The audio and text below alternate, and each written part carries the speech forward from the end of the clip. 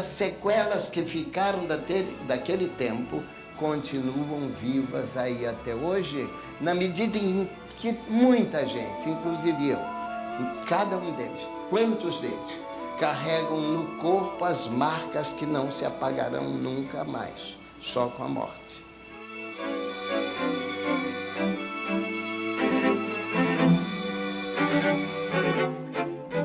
Nessa história, baixaram um AI-5 aí que acabou com a vida da gente, né? Não foi mais possível tocar no rádio, na música brasileira de contestação, de resistência, desapareceu do mercado. E o pior de tudo é que permanece até hoje.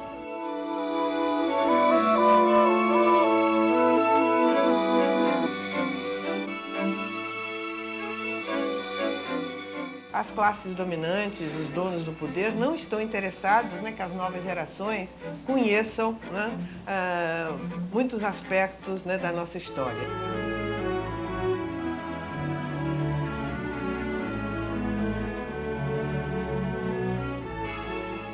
Essa história que está sendo contada aqui, que tem que ser contada lá fora, de resistência pelo direito, de resistência pela arte, resistência pela memória, resistência pela cultura.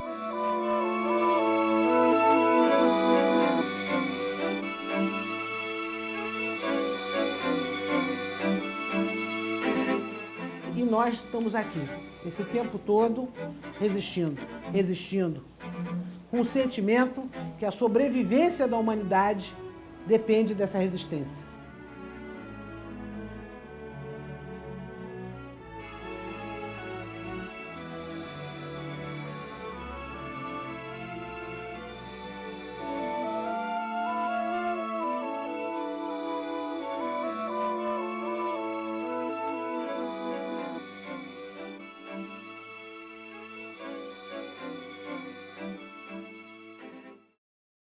Cada um de nós deve ter uma cachoeira de histórias dramáticas, cômicas, mas as cômicas nem chegam a ser tão cômicas porque tragicômicas. Até eu tenho milhares de histórias.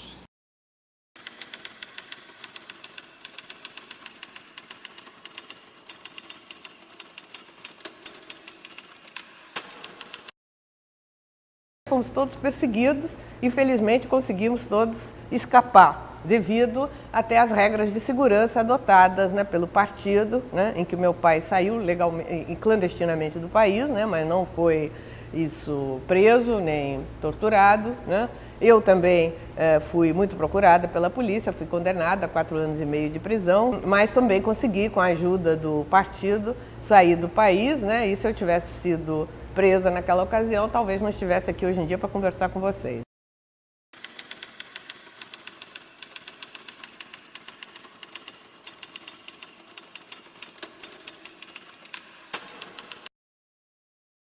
Não deixamos de resistir pela arte, pela política, né? A luta armada tão mal explicada só pode ser entendida dentro desse caráter nazista que foi a ditadura brasileira.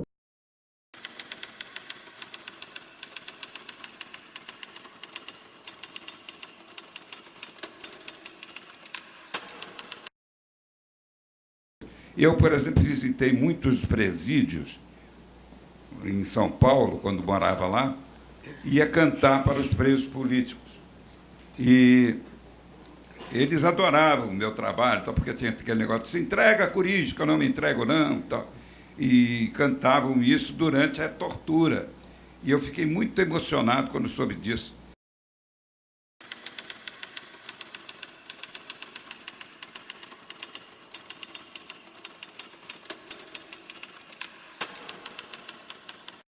A memória é um direito constitucional e o direito à memória é o direito exatamente de você ter a possibilidade de lembrar, de esquecer, saber quem pode lembrar e quem pode esquecer.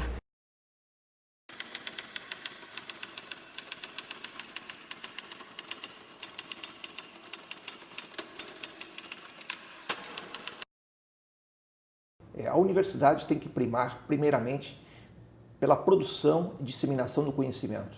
Mas para produzir conhecimento e disseminar conhecimento, precisa um elemento fundamental, que é a questão da liberdade. E a resistência por quê? Porque é o seguinte, nós não podemos empreender nada, nenhum conhecimento, onde haja censura, onde haja limitação no saber, na crença, nas possibilidades de reflexão sobre qualquer tema, que não podemos ter um espaço de restrição, de limitação. Então a liberdade é fundamental.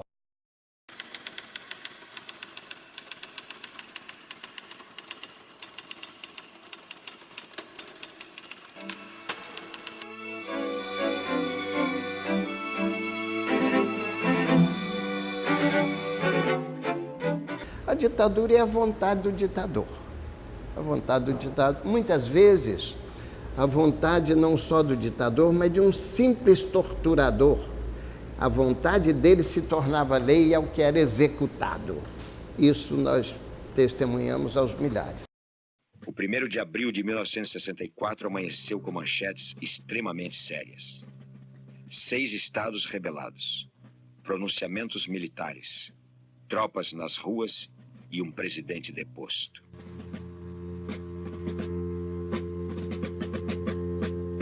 Eu me recordo que na minha casa, eu não podia isso, não podia aquilo. E depois, anos mais tarde, 4, 5 anos mais tarde, quando entrei na universidade, eu comecei a descobrir também por que não podia. Porque não podia ter grupos, não podíamos ler Paulo Freire, éramos proibidos de ler. Aí eu fui compreendendo pouco, mas por isso a importância de hoje estarmos aqui, especialmente isso é dedicado a vocês. Porque, afinal de contas, nós somos a favor, né, da livre expressão. Afasta de mim esse cálice.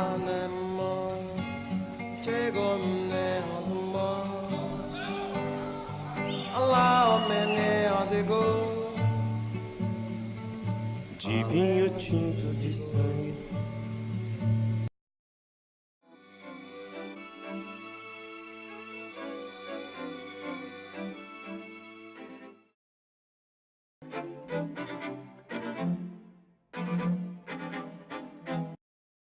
Enquanto não se pronunciarem os silenciosos, todo e qualquer contato entre civis e militares deve cessar. Porque só assim conseguiremos com que esse país volte à democracia. Democracia. Democracia.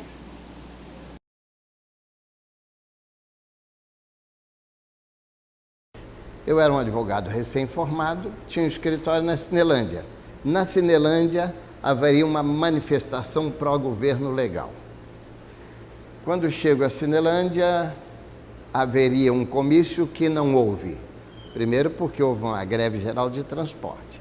Segundo, porque o golpe já estava na rua a 1º de abril de 1964. O povo começou a se manifestar, impacientar, quando chegaram tanques do Exército pela Rio Branco, descendo em direção ao Obelisco. Enquanto chegavam os tanques, o povo aplaudiu os tanques, pensando que eram tanques do Exército apoiando o governo. Enquanto o povo aplaudia, os tanques voltaram os canhões contra o povo. Quando isso aconteceu, o povo sentiu, e eu também, que o golpe estava ali na rua, na boca dos canhões. 2 homens que estavam no meio do povo saíram meio correndo e um deles atirando e acertou um cidadão perto de mim que caiu na rua. Atrás dos tanques vieram soldados de baioneta calada e evacuaram a praça. Entrei para o meu escritório, que era ali perto, na Álvaro Alvim. Quando chego lá, já havia uma fila de senhoras procurando seus filhos e maridos. E a partir daí, dali mesmo, eu fui direto ao DOPS. Vi o Sobral Pinto, decano dos advogados brasileiros, na porta do DOPS tentando entrar. E ele era, simplesmente, advogado do Carlos Lacerda, que era um dos golpistas do momento, governador do estado. Conversando com o Sobral, combinamos. Agora, o único caminho é tentar a justiça. Naquela época, ainda havia habeas corpus, combinamos, ele foi para o escritório dele, eu para o meu. Fomos preparar habeas corpus para as pessoas que já estavam sequestradas no dia e, eventualmente, algum na véspera. Então, já fomos preparar habeas corpus, que ainda existia, e aí começa o nosso profundo mergulho numa água escura de 21 anos.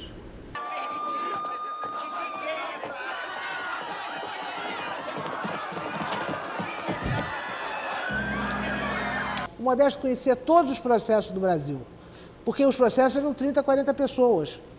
Então, tinha presos que caíam aqui, cujas famílias eram de lá, ou que os fatos tinham acontecido lá. Lá é Recife, Bahia, Minas, São Paulo. São Paulo, no início, teve menos processo. São Paulo, depois do AI-5, se tornou um grande terror para toda a esquerda e para a democracia. Mas o primeiro momento foi 64 a 69, no Rio de Janeiro, Recife, talvez, um pouco. E o Modesto passou a se dedicar integralmente, 24 horas por dia, 7 dias por semana, sem cobrar um tostão. Todos nós que ousávamos defender muitos presos políticos, também fomos sequestrados e cada um de nós tem as suas histórias dos sequestros, da ameaça e de tudo mais que vocês possam imaginar, num clima em que qualquer senhora, por mais respeitável que fosse, qualquer menina, por menor que fosse, passava por aquele crescendo de medo, humilhação, violência. Eu tive muitas assim e mais. Às vezes estupro e gravidez por estupradores em fila. E os estupradores eram também os mesmos torturadores. Em 69, só tem um episódio, eu era estudante de Direito da PUC. Eu estava escalado para ser advogado dentro da tradição de família. E eu estava em sala de aula, me lembro até hoje. O professor era Celestino Basílio, era a Introdução à Ciência do Direito. E aí eu peguei um globo para ler e estava lá escrito, uma matinha pequena, presos os advogados de presos políticos. Modesto, Jorge Tavares, todos eles presos. Falei, o que eu estou fazendo aqui, estudando um direito num país que não tem justiça? Levantei, saí de sala, fui embora e embarquei direto no cinema. Parlamentarismo foi um artifício para restringir os poderes de Jango.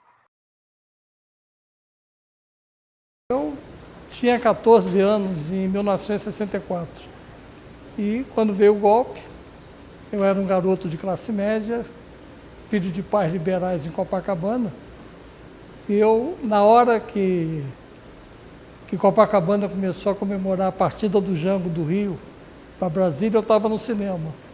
Eu ouvi aquela zoeira na rua, saí, minha mãe tinha dito, se acontecer alguma coisa, vai para casa. Eu fui, e no caminho foi impressionante, porque a classe média comemorava, botava bandeira nas janelas, lençóis brancos, e os porteiros do edifício, todos tristes, com radinho de pilha, ouvindo as notícias.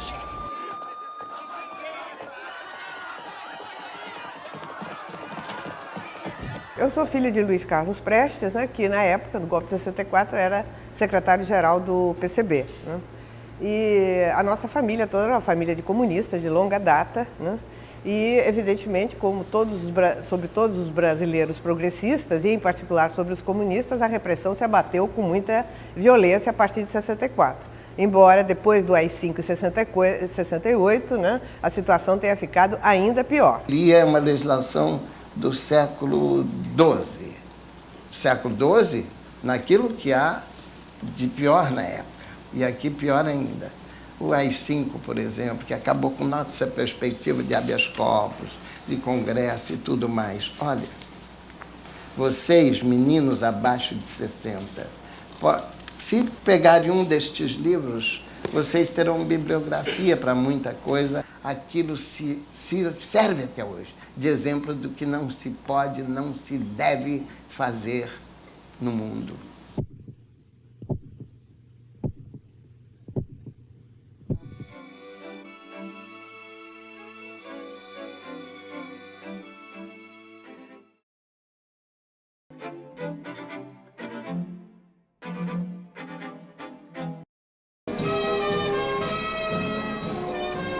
Saí da Bossa Nova por uma razão. É que meu primeiro disco continha uma música, que era o Zelão, que contrariava basicamente as teorias e as tendências do pessoal da Bossa Nova, que eram garotos da classe média, como eu também era, e que fazíamos as coisas pelo amor, pela namorada, pela praia, os barquinhos, a garota de Ipanemas e tal, que eram belíssimas canções. Estava tudo bem se o mundo fosse aquilo, mas existia favela e eu fui para morro e me apaixonei pelo Zelão e fiz um filme sobre a história dele. Olha a chuva, Elizabeth!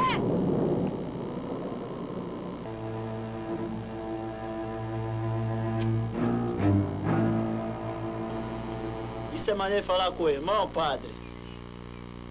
E o Zelão foi mal recebido pelo pessoal da Bossa Nova. As rádios começaram a tocar pouco minhas músicas quando eu comecei a me conscientizar dessa coisa política e fui fazendo canções nos meus próximos discos que falavam de coisas que não agradavam muito aos donos das rádios, aos donos das televisões. E então o meu trabalho foi ficando meio silencioso. Então eu fiz um filme chamado Esse Mundo é Meu, que, por azar meu, estreou no dia 1º de abril de 1964. Ou seja, ninguém foi ao cinema. Cinema São Luís, todo mundo com medo de bala, e o pessoal dizendo, teu filme não deu certo. Aí também comecei a ficar meio maldito no cinema. É um negócio assim, a sorte me perseguia muito. Luzia, tu já viu bem o perigo que vai correr, Luzia? Joaquim disse que de cada 3 que faz essa operação, 2 morrem. Para os governos aí da ditadura militar, não interessava muito que a data da chamada Revolução, como ele chamasse, fosse no dia 1º de abril, né? Então, por isso, foi colocado o dia 31 de março. Mas, na realidade, dia 1º de abril ainda se estava nas ruas aqui, lutando, né? Fazendo-se greve, né? E tentando impedir o golpe.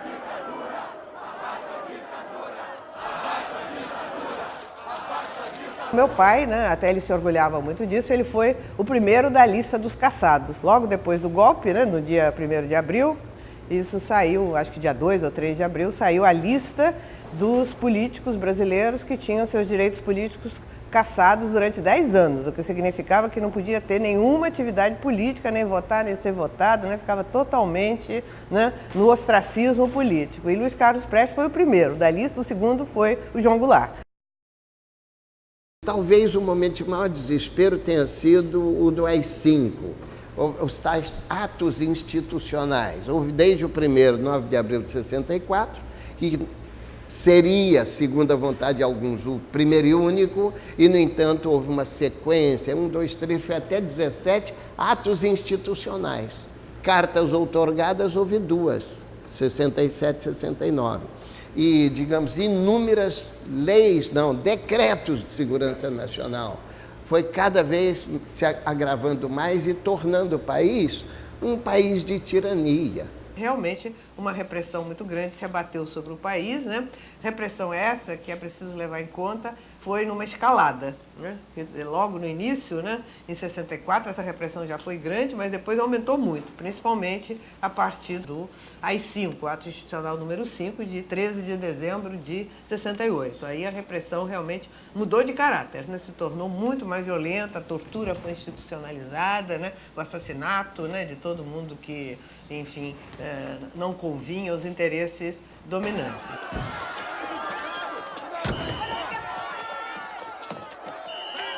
Qualquer daqueles torturadores, ele era o legislador da sua conduta, ele podia fazer o que quisesse, você virava um objeto nas mãos dele, objeto que ele usava como quisesse, não só meninas, menores, moças, senhoras, como homens também. Me lembro, por exemplo, do Cid Silveira, primo do Enio, que sofreu tais... Um advogado respeitável, um senhor professor. Olha, ele recebeu tais humilhações que quando descreveu a mim e ao Enio Silveira, nós não acreditamos que pudesse ser. Muita gente pensa que o governo Geisel foi um governo de abertura democrática. Na realidade, foi o período em que a repressão contra o PCB foi mais violenta. Porque antes, nos anos, logo depois do AI-5, né, no dezembro de 68, a repressão se voltou mais diretamente para aqueles que estavam incomodando mais de perto, que eram, né, os jovens, principalmente, que participavam da luta armada, que eram chamados pejorativamente de terroristas, tinham suas fotos penduradas aí por toda parte, né? Então, contra eles, a repressão se abateu aí nesses anos 69, 70, 71, enfim, início da década de 70, com grande violência. A grande maioria foi exterminada. Né? Quem não conseguiu sair do país foi tragicamente liquidado fisicamente, né? E terminada essa fase assim, dos que incomodavam mais, que faziam assalto de banco, ações armadas, etc., mataram Marighella, mataram Lamarca, né? E muitos outros, aí a repressão já no governo Geisel, principalmente nos anos 74 e 75, mas já vinha de antes, né? Mas principalmente nos anos 74 e 75, se voltou para o PCB e em particular para a direção do PCB. E até hoje, né, são 10 desaparecidos, né, membros do Comitê Central do PCB da época, né? Fora muitos outros. A Unirio, quando faz uma rememoração aos 30 anos do processo de abertura política e combinando com os 30 anos da universidade, ela faz uma recuperação histórica fundamental, para que nós não esqueçamos o passado. Meu exílio foi um exílio em Teresópolis por um tempo, depois eu voltei participando da luta, veio a morte do Vladimir Herzog, eu me senti muito atingida com aquilo, porque ele foi enforcado na cela onde eu fiquei 60 dias, na Operação Bandeirante. Ele se apresentou, não se entregou, mas ele se apresentou para depor em 6 horas, num dia de sábado, no Shabat. Ele foi eliminado da terra, sendo vil e barbaramente torturado. Depois desse meu sequestro, ainda houve o que a Anita mencionou, a morte dos 10 do Comitê Central do Partido Comunista Brasileiro. Então, na verdade, não ir para o exílio naquele momento foi um gesto, não sei se de coragem ou de loucura.